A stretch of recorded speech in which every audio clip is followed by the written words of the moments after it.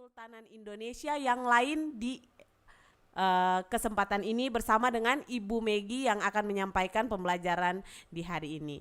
Kalau gitu langsung saja sahabat cerdas, jangan sampai kalian beranjak dari siaran ini karena pastinya kalian akan mendapat banyak sekali informasi, banyak sekali pengetahuan tentang kesultanan-kesultanan Islam di Indonesia. Langsung saja Ibu Megi untuk pembelajaran di hari ini. Terima kasih Kakak Eca. Anak-anak sekalian yang ada di rumah, bagaimana kabar kalian? Pasti semuanya baik saja. Kalian semua sudah boleh mendapatkan hasil semester dan ada yang berhasil, tapi juga ada yang tidak berhasil. Bagi yang tidak berhasil, itu bukan merupakan kegagalan seutuhnya. Tapi pasti kegagalan di tahun kemarin memacu kalian untuk lebih baik dari tahun kemarin. Anak-anak sekalian, sekalipun kalian masih dalam suasana libur di rumah karena COVID-19, bahkan libur semester, tapi belajar itu bukan hanya ketika waktu belajar semester. Tapi belajar itu bisa saja setiap saat. Bahkan ada ungkapan bilang belajar sepanjang hayat. Kita masih berada pada pelajaran kelas 10 tentang kesultanan-kesultanan Islam di Indonesia. Sebelumnya mari kita berdoa.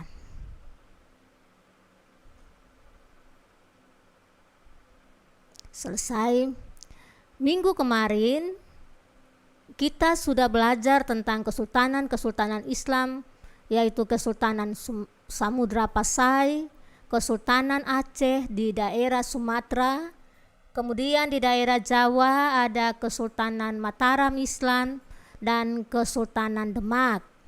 Sekarang kita masih belajar tentang Kesultanan Islam di daerah Pulau Jawa, yaitu Kesultanan Banten.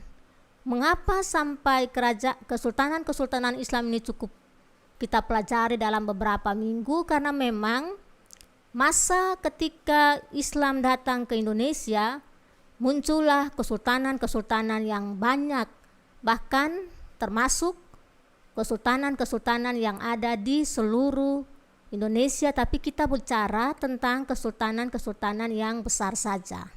Di hari ini kita belajar tentang dua kesultanan, yaitu Kesultanan Banten dan Kesultanan Goa Talo. Kita mulai dengan Kesultanan Banten. Kesultanan Banten merupakan salah satu kesultanan Islam terbesar di daerah Pulau Jawa yang letaknya berada pada posisi Jawa Barat. Bahkan ketika masa kejayaannya, Kesultanan Banten ini dia berhasil menguasai sebagian daerah di Sumatera Selatan, yaitu daerah Lampung. Kalian bisa lihat tentang letaknya, kalian juga bisa buka YouTube, ada tentang letak Kesultanan Banten. Kesultanan Banten adalah salah satu kesultanan Islam yang ada di Indonesia, berdiri di daerah Tanah Pasundan. Kalau sekarang ini berada pada Provinsi Banten. Daerah Banten sendiri adalah salah satu kesultanan yang memiliki peran penting dalam penyebaran Islam di Tanah Jawa. Itu sudah. Kemudian kesultanan ini terletak di barat Pulau Jawa sampai ke daerah Lampung. Yang tadi Ibu sudah katakan, ketika masa kejayaannya, ia berhasil menguasai daerah Lampung di Sumatera.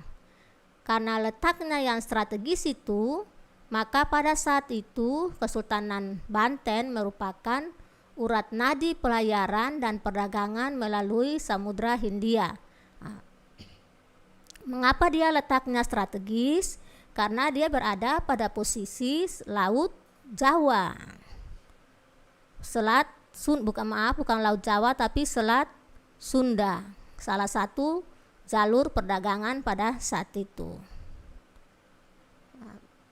Kita mengetahui tentang Kesultanan Banten itu dari mana? Dia sumber sejarahnya itu berdasarkan sumber sejarah tulisan Sunda kuno, yaitu cerita Parahayangan pada tahun 1580. Dalam cerita itu disebutkan nama Wahaten Girang yang menurut sejarawan adalah asal mula nama Banten, yaitu sebuah kota pelabuhan di ujung barat Pulau Jawa. Tadi kalian sudah melihat dia punya letaknya, maka sudah diketahui sendiri bahwa dia letaknya pada ujung barat Pulau Jawa, di mana sebelum masuknya Islam dari Demak, Banten ini merupakan bagian dari kerajaan Pajajaran yang bercorak Hindu. Masyarakat Banten hidup dalam tata cara kehidupan tradisi prasejarah, dan dalam abad-abad permulaan Masehi, agama Hindu berkembang di daerah Indonesia, termasuk di daerah Jawa.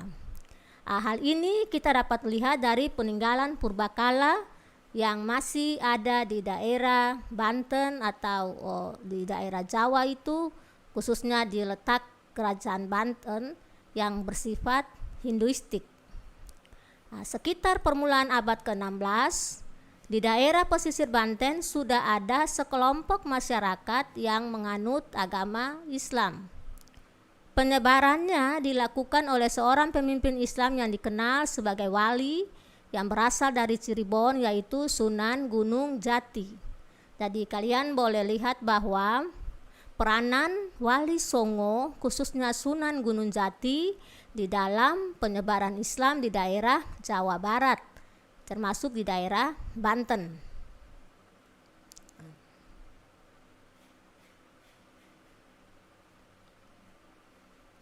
Setelah Sunan Gunung Jati kembali ke Cirebon, dan kekuasaan di Banten itu diberikan kepada anaknya, yaitu Maulana Hasanuddin. Jadi Sunan Gunung Jati yang menyebarkan Islam, dan dia setelah itu kembali ke Cirebon, berarti Sunan Gunung Jati ini berasal dari Cirebon, tapi penyebaran Islamnya sampai ke daerah Banten. Dan dia menyerahkan kekuasaan daerah Banten itu kepada Maulana Hasanuddin. Maulana Hasanuddin resmi menjadi penambahan Banten pada tahun 1552 Masehi, setelah dia menikahi putri Demak.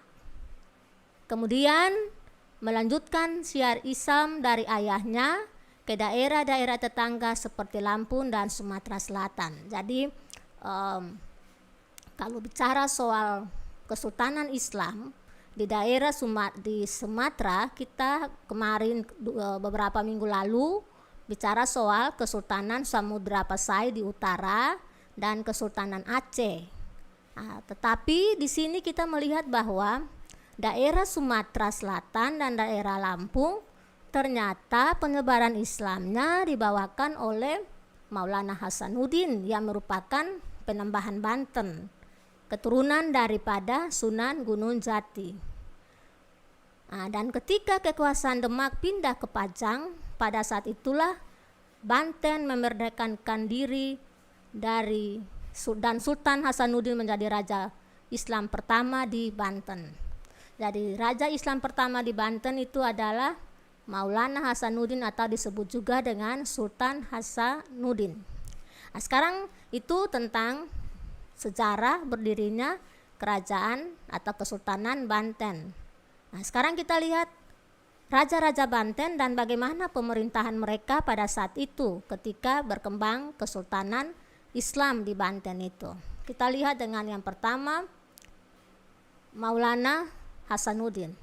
Tadi sudah dijelaskan bahwa ketika adanya perebutan kekuasaan di Kerajaan Demak dan daerah Banten, maka Banten dia berdiri sendiri dan melepaskan diri dari kekuasaan Demak, sehingga Sultan Hasanuddin atau disebut juga Maulana Hasanuddin menjadi Raja Banten yang pertama. Nah, jadi bukan pendiri kerajaan Banten bukan adalah ayahnya, yaitu Sunan Gunung Jati, tetapi anaknya Maulana Ismail. Maulana Hasanuddin atau Sultan Hasanuddin. Maulana Hasanuddin memerintah Banten selama 18 tahun. Di bawah pemerintahannya, Banten berhasil menguasai Lampung, tadi sudah dijelaskan, yang banyak menghasilkan rempah-rempah, dan Selat Sunda yang merupakan jalur lalu lintas perdagangan. Jadi bukan hanya dia menguasai daerah Jawa Barat khususnya, tapi dia menguasai daerah Lampung di Sumatera, dan dia menguasai daerah jalur dagang Selat Sunda yang merupakan salah satu jalur perdagangan selain Selat Melaka pada saat itu. Selain itu, Maulana Hasanuddin berhasil membangun pelabuhan Banten menjadi pelabuhan yang ramai dikunjungi oleh para pedagang dari berbagai bangsa, baik Asia bahkan sampai ke Eropa. Dan kita ketahui bahwa bangsa Eropa yang pernah melalui jalur perdagangan itu adalah bangsa Italia, bahkan sampai dengan datangnya bangsa Portugis. Kemudian bandar ini berkembang menjadi bandar dan pusat penyebaran Islam terbesar di daerah Jawa Barat. Setelah Maulana Hasanuddin wafat, muncullah Maulana Yusuf. Maulana Yusuf ini dia memerintah di Banten tahun 1570 sampai 1580. Maulana Yusuf berhasil menaklukkan kerajaan Pajajaran di Pakuan, daerah Bogor sekarang, dan sekaligus menyingkirkan rajanya yang bernama Prabu Seda. Jadi ini masih berciri Hindu.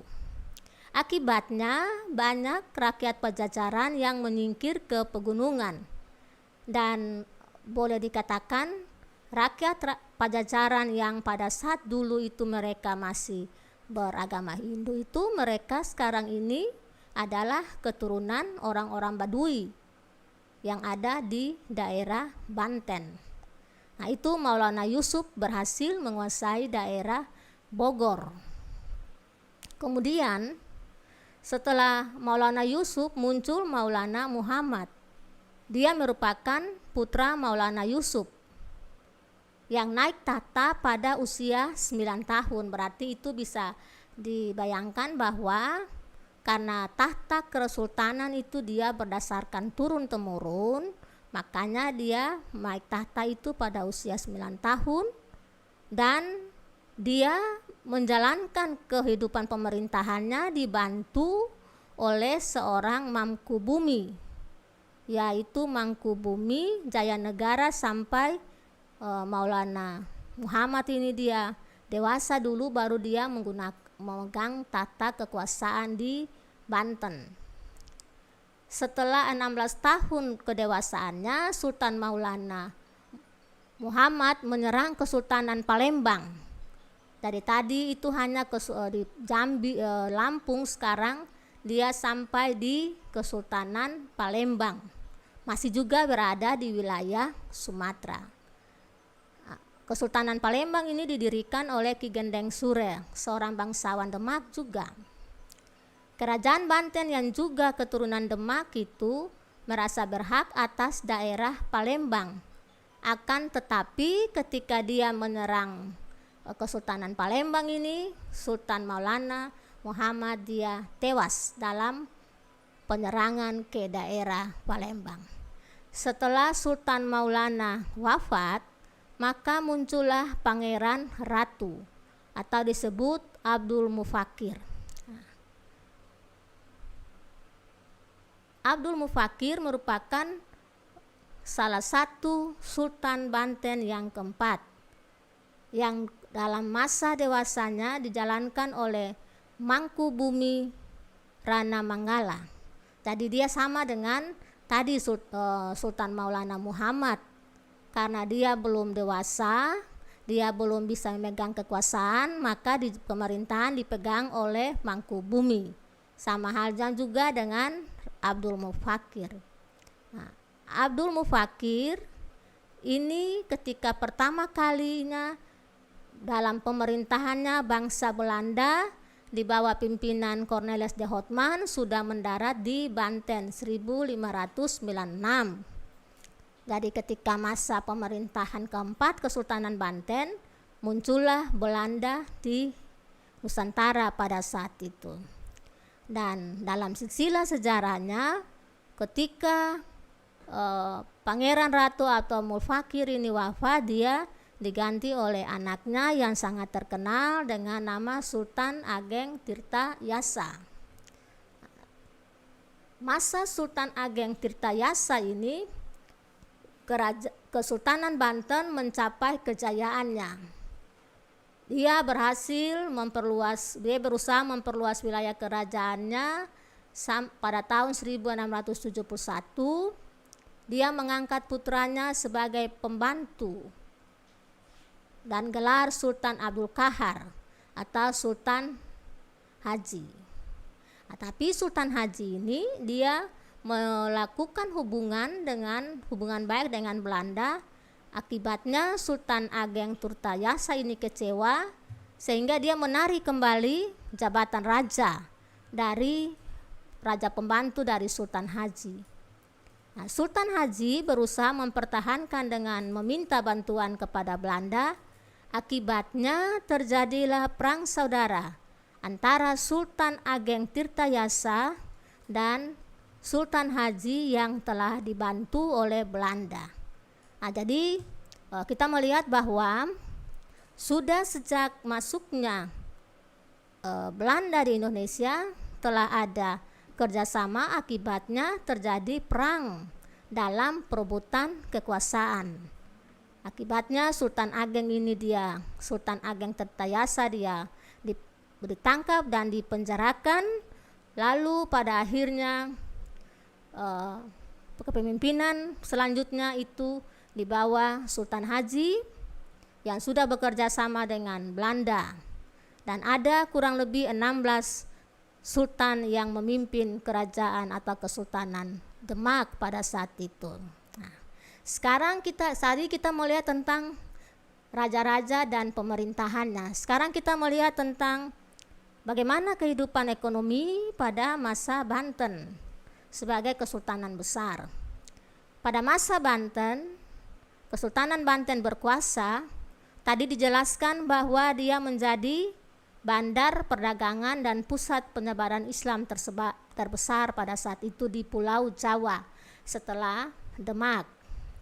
Ada faktor-faktor yang menyebabkan sampai kesultanan ini berkembang pesat dalam bidang ekonominya, yaitu letak strategisnya pada jalur perdagangan Selat Sunda, kemudian jatuhnya Malaka ke tangan Portugis, sehingga para pedagang Islam tidak lagi singgah di Malaka, tapi mereka langsung menuju Banten.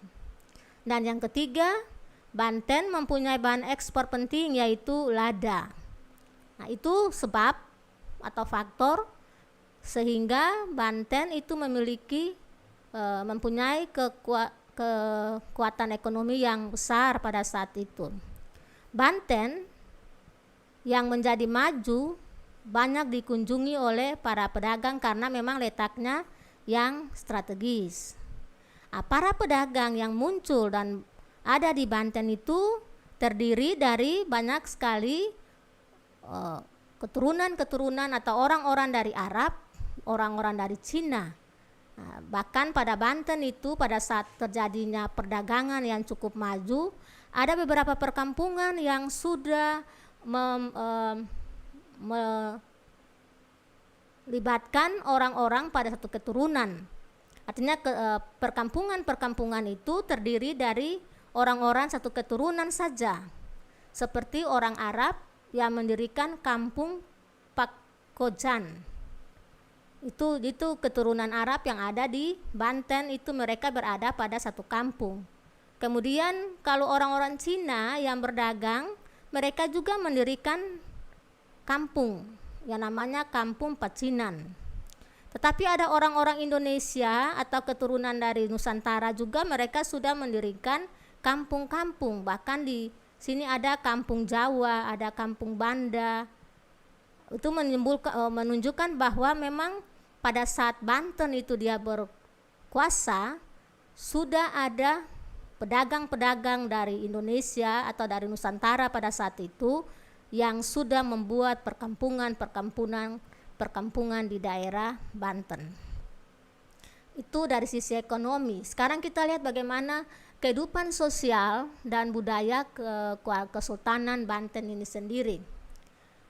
Banten sejak dia diislamkan oleh Fathahillah atau Falatehan, kehidupan sosial masyarakat Banten berangsur-angsur mulai berlandaskan ajaran Islam.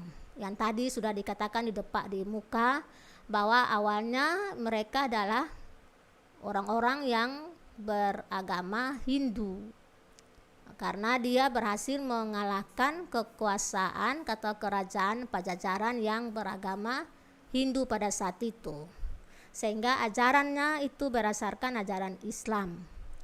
Pendukung kerajaan, tadi sudah juga dikatakan pendukung kerajaan Pajajaran yang kalah, itu mereka berhasil melarikan diri ke daerah-daerah pedalaman yang sampai sekarang ini masih dikenal dengan suku Baduy. Nah, mereka mengapa keluar atau mereka meninggalkan daerah Pajajaran di daerah pesisir? Karena mereka tidak mau mendapatkan atau mendapatkan pengaruh Islam. Mereka masih mempertahankan tradisi-tradisi Hindustik yang lama pada saat itu, sehingga mereka menyingkir. Kemudian dalam kehidupan sosial masyarakat Banten pada saat Sultan Agung itu telah memperhatikan kesejahteraan rakyatnya. Tetapi ketika Sultan Agen Tirtayasa meninggal, maka adanya campur tangan dari Belanda karena Sultan Haji meminta Belanda untuk berperang melawan Sultan Ageng, maka kehidupan sosial masyarakat di daerah Banten saat itu dia merosot. Dia sudah tidak lagi murni bercirikan Islam, tapi dia sudah memiliki pengaruh daripada budaya Eropa. Namun demikian, kehidupan Banten masih ada sisa-sisa atau mereka masih mempertahankan apa yang pernah mereka menjadi Kesultanan Banten mengalami kejayaan. Di antaranya itu adalah Masjid Banten. Jadi itu budaya Islam yang masih dipertahankan sampai dengan saat ini.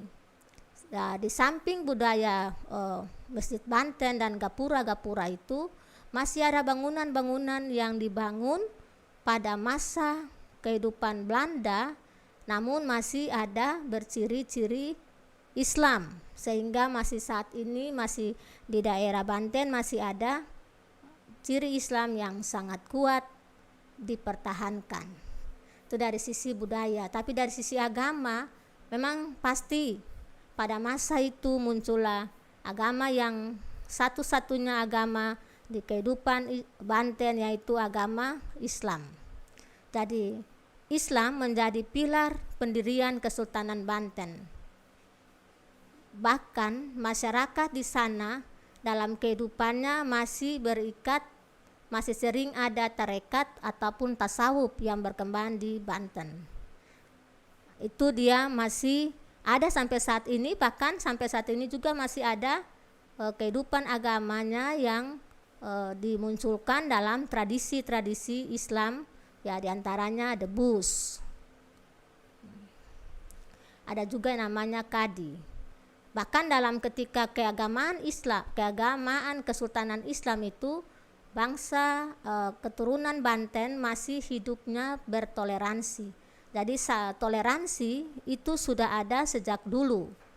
Dari sisi Kesultanan Banten, pada saat itu Banten pun juga masih memberikan kesempatan kepada mereka yang tidak beragama Islam untuk tetap ada, dan mereka hidup bertoleransi pada saat itu. Itu kejayaan masa Banten. Nah, sekarang yang pernah Ibu katakan bahwa satu bangsa dia berkembang, dia muncul berkembang dan dia mencapai puncak kejayaan, pada akhirnya dia akan mengalami keruntuhan. Banten dia runtuh bermula dari adanya perang saudara antara Sultan Ageng dan Sultan Haji. Perang saudara itu bukan murni antara Sultan Ageng dan Sultan Haji saja, tapi sudah ada campur tangan daripada bangsa Belanda yang saat itu sudah ada, dan ini dimanfaatkan sangat baik oleh VOC yang saat itu. Jadi Belanda, tapi belum ada pemerintahan Belanda, tapi sudah ada pemerintahan kongsi dagangnya yang disebut dengan VOC. Nah, atas kemenangan Sultan Haji itulah maka Sultan Haji yang dibantu oleh VOC, maka Sultan Haji memberikan balasan kepada VOC imbalan jasanya berupa penyerahan Lampung tahun 1682. Kemudian tahun 1682 itu juga Sultan Haji menandatangani surat perjanjian hak monopoli perdagangan lada di Lampung, sehingga saat itu Lampung jatuh ke tangan VOC. Dan ketika 1687 Sultan Haji wafat, maka VOC menguasai daerah Banten, sehingga pengangkatan Sultan Banten berikutnya setelah Sultan Haji harus mendapatkan persetujuan Gubernur Jenderal Hindia Belanda yang ada di Batavia. Itulah mengapa sampai kerajaan besar ini dia runtuh. Namun ketika kerajaan ini dia atau kesultanan ini dia runtuh, ada peninggalan-peninggalan dari Kesultanan Banten yang masih ada sampai saat ini.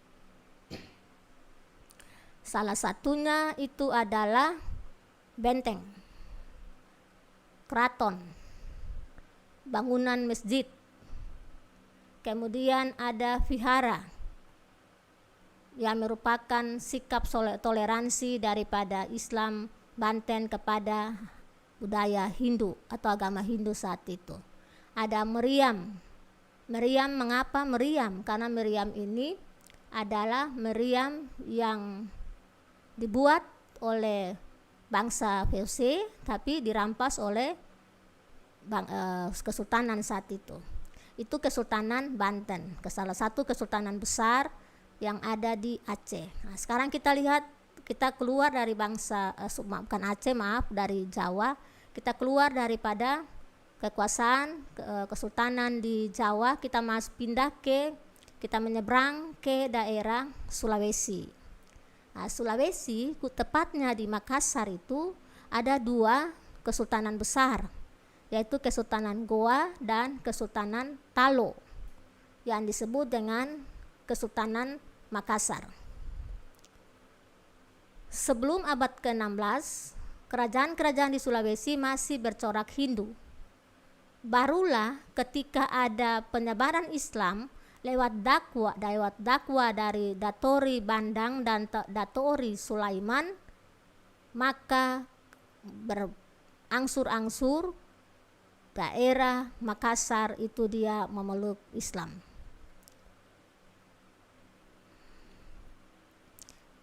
Makassar kita mendapat sejarahnya dari catatan sejarah Tom Pires bahwa orang-orang Makassar telah berdagang sampai ke Malaka, Jawa, Borneo, Negri Siam, dan sampai ke Pahang dan Sian. Nah, ini sumber sejarah tentang Makassar atau kerajaan yang nantinya berkembang kerajaan Goa dan Talo. Kerajaan Makassar merupakan kerajaan maritim dan berkembang sebagai pusat perdagangan Indonesia Timur. Hal ini diakibatkan beberapa faktor. Yang pertama, memiliki pelabuhan yang baik. Yang kedua, jatuhnya Malaka ke tangan Portugis tahun 1511 yang menyebabkan banyak pedagang-pedagang pindah ke Indonesia Timur. Jadi ada, kalau kita belajar dari kemarin sampai hari ini, ada sudah kita melihat bahwa ketika jatuhnya Portugis Selat Malaka ke tangan Portugis, pedagang-pedagang Islam mereka mulai tidak melewati Malaka, ataupun mereka melewati Malaka juga, tapi mereka tidak stop di situ atau berdiam di situ, tapi mereka melanjutkan. Tadi di Demak juga kita sudah Banten kita lihat bahwa ketika Kesultanan itu berkembang karena pedagang-pedagang Islam mereka tidak lagi melalui Selat Malaka, tapi mereka melalui Selat Sunda dan mereka singgah di Banten. Nah, ini pun juga ada di daerah Makassar.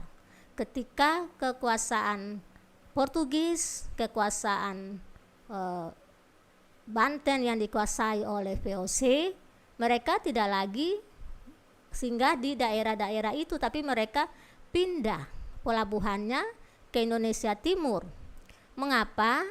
Karena yang sasaran mereka itu adalah rempah-rempah. Nah, sebagai pusat perdagangan Makassar, maka daerah ini berkembang menjadi daerah pelabuhan internasional dan nasional, karena ketika Portugis, ketika Belanda dan bangsa Eropa lainnya, mereka tidak lagi hanya singgah di daerah Jawa dan Sumatera, tapi mereka sudah lanjut ke daerah Indonesia Timur, khususnya di Makassar. Hal ini diakibatkan kerajaan atau Kesultanan Makassar memiliki bahan-bahan sumber daya alam yang sangat laku pada saat itu, yaitu diantaranya ya mereka juga berdagang kayu. Yang paling inti adalah mereka berdagang rempah-rempah, kayu, beras, kapur barus, hitam. Tapi mereka juga mendapatkan, atau mereka juga dalam perdagangan itu mereka membeli keramik dari Tiongkok.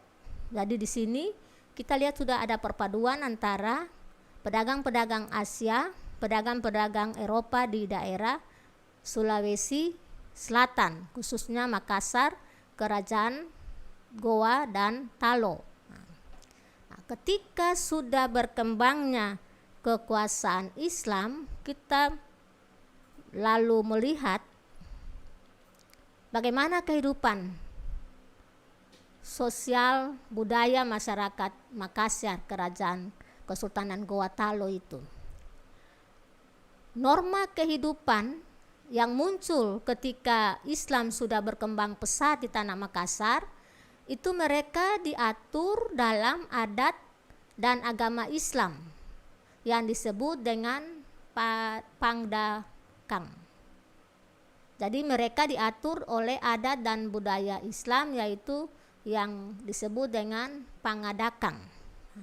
Di samping itu, norma masyarakat yang ada pada Kesultanan Goa dan Talo itu ada juga pelapisan sosial masyarakat yang terdiri dari lapisan atas yang merupakan golongan bangsawan dan keluarganya yang disebut dengan anak karung atau karaeng. Sedangkan rakyat kebanyakan disebut dengan Tomaradeka. Dan masyarakat lapisan bawah, jadi ada dua. Dan ada 3 lapisan masyarakat bawah, yaitu para hamba sahaya disebut dengan Atta. Jadi sekalipun sudah munculnya Islam di daerah Makassar, tapi dalam status sosial kemasyarakatan ada pelapisan sosial yang dibagi atas 3. Jadi pasti mereka, kalian yang mendengar ini, ada mungkin orang-orang Bugis, kalian pasti tahu memang benar bahwa ada sebutan-sebutan Karaeng, ada sebutan-sebutan Tumaradeka, dan ada sebutan Ata, maka kalian sudah tahu itu adalah pelapisan. Dari segi kebudayaan, masyarakat Makassar banyak menghasilkan benda-benda budaya berkaitan dengan dunia pelayaran. Jadi budaya mereka berkaitan dengan dunia pelayaran, dan yang paling terkenal itu adalah mereka termasuk pelaut-pelaut dan pembuat kapal ulung yang disebut dengan nama pinisi atau dan juga kapal lombo. Dan ini merupakan kebanggaan rakyat Makassar dan juga kebanggaan bangsa Indonesia, karena kapal pinisi dan kapal lombo ini dia bukan hanya di Nusantara tapi juga sampai ke mancanegara. Itu dari sisi kehidupan sosial. Dari kehidupan politik, ya tadi karena ada pelapisan, maka penyebaran Islam itu juga dia menghasilkan datuk-datuk yang banyak di sana, diantaranya Datuk Rombandang. Ini dia berasal dari Sumatera. Berarti sudah ada perpaduan antara penduduk asli dan pendatang dari daerah Sumatera, karena mereka memeluk Islam.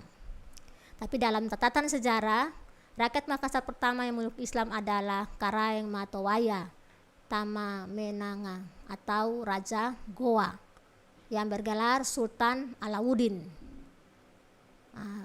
dan berakhir pada Sultan Muhammad Said. Kerajaan Goa Talo atau kerajaan atau Kesultanan Makassar ini mencapai puncak kebesarannya pada masa pemerintahan Sultan Hasanuddin.